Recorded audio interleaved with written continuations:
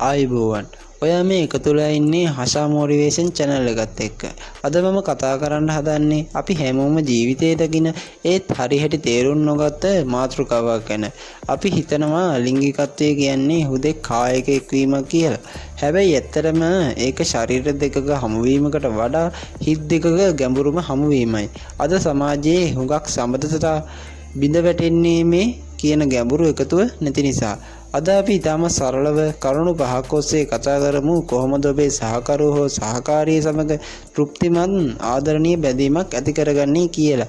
ඉතින් ඔයා අපේ channel එකට අලුත් කෙනෙක් නම් පල්ලෙහා තියෙන රතු පාට subscribe button එක ඔබලා අපිත් එක්ක එකතු වෙන්න.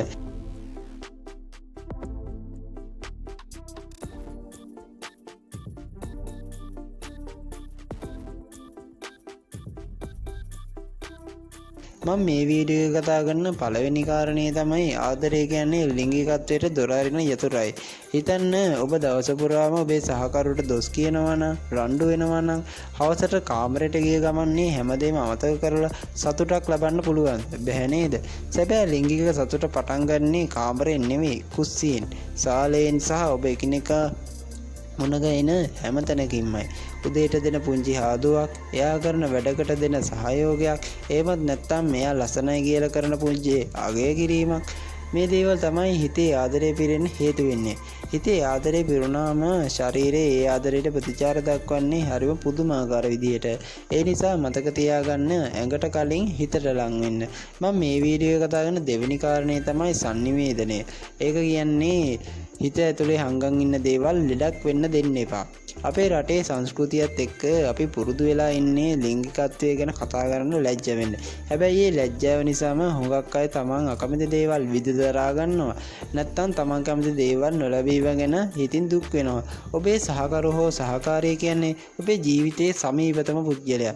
ඉතින් ඇයි එයා එක්ක මේ ගැන කතා කරන්න බය වෙන්නේ? ඔබට දැනෙන දේ, ඔබේ ආසාවන්, ඔබේ බය මේ හැමදේම නිදහසේ කතා කරන්න.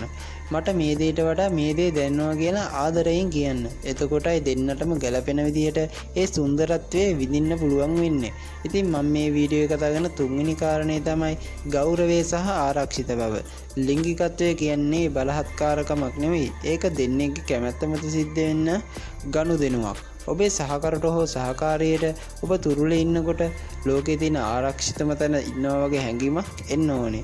එතන ගෞරවය තියෙන්නත් ඕනේ. ඒ වගේම අනිකාගේ මනසට වගේම ශරීරයටත් ගරු කරන්න. කිසිම වෙලාවක තමන්ගේ ආසාවන් වෙනුවෙන් අනිකාව පාවිච්චි කරන්න එපා. ලිංගිකත්වය කියන්නේ ලැබීමක් නෙවෙයි. ඒක හුවමාරුවක්. ඔබේ ජීවිතයේ ආදරය සහ ගෞරවය දෙන තරමට ඒ සතුට ඔබටත් අහබහු ලැබෙනවා. මම මේ වීඩියෝ එක කතා කරන හතරවෙනි කාරණාව තමයි ඒකාකාරී බව, බිඳීම සහ අලුත් බව. ඕනෑම දෙයක් කාලයක් කරගෙන යද්දී ඒක සාමාන්‍ය දෙයක් බවට පත් වෙනවා. සම්බන්ධතාවලත් එහෙමයි. අවුරුදු කිහිපයක් ගියාම හුඟක් අයට ලිංගිකත්වය කියන්නේ තවත් එක් පුරුද්දක් විතරයි. හැබැයි එතනින් ඒ සම්බන්ධතාවයේ මිය යන්න පටන් ගන්නවා. ඒ නිසා නිතරම ඔබේ ආදරේ අලුත් කරගන්න. එකම රටාවට කොටු වෙන්න එපා. පොඩි ගමනක් යන්න, පරණ ලස්සන මතකයන් කතා කරන්න, දෙන්නත් එක්ක අලුත් දෙයක් අත්දැක බලන්න. ඔබේ ජීවිතයේ ඇතුලේ ඉන්න ඒ ගින්දර නිවෙන්න දෙන්න එපා. අලුත් බව කියන්නේ සතුට රඳවා ගන්න තියෙන ප්‍රධානම රහසක්. ඒකෙන් මෙනවා මම කතා කරන අන්තිම කාරණාවට. ඒක තමයි මනස සුවපත් කර ගැනීම. අපි හුඟක් වෙලාවට කායික ප්‍රශ්න ගැන කතා කරාට ලිංගිකත්වය කියන්නේ 90%ක්ම මානසික ක්‍රියාවලියක්. ඔබට ලොකු මානසික පීඩනයක් තියෙනවා නම්, ඔබ ඉන්නේ තරහෙන් නම් ඔබේ ලිංගික ජීවිතය සාර්ථක වෙන්නේ නැහැ. ඒ නිසා ප්‍රශ්න තියෙනවා නම් ඒව කතා කරලා විසඳ ගන්න. හිතේ සැහැල්ලුවක් නැත්නම් සැබෑ තෘප්තියක් ලබා ගන්න බෑ. එකිනෙකාට මානසික සහනයක් වෙන්න බලන්න. ඒ වගේම සහකරු මහන්සි වෙලා ඉන්න වෙලාවට එයා ගොළුවත ගන්න, එයාට සවන් දෙන්න. ඒ වගේම මේ මානසික සුවය තමයි පසුව කායික ආකර්ෂණය බවට පත් වෙන්නේ. ඉතින් යාළුවනේ, අවසාන වශයෙන් මට කියන්න තියෙන්නේ ලිංගිකත්වය කියන්නේ ලැජ්ජා විය යුතු දෙයක් නෙවෙයි. ඒක ස්වභාවධර්මයෙන් අපිට ලැබුණු උතුම් තෑග්ගක්. ඒ තෑග්ග නිවැරදිව ආදරයෙන් සහ අවබෝධයෙන් පාවිච්චි කළොත් ඔබේ පෞල් ජීවිතයේ අපායක් නොවි දිව්‍ය ලෝකයක් කරගන්න ඔබට පුළුවන්.